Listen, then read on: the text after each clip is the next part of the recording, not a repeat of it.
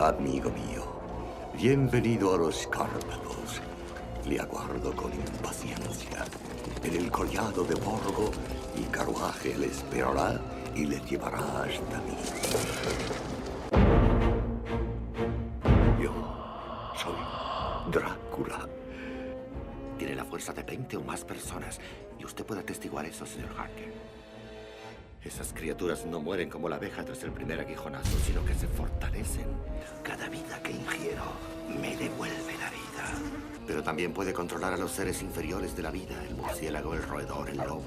Puede aparecer como bruma, como vapor, como niebla y desvanecerse a voluntad. No sé lo que me está ocurriendo. Estoy cambiando. Puedo sentirlo.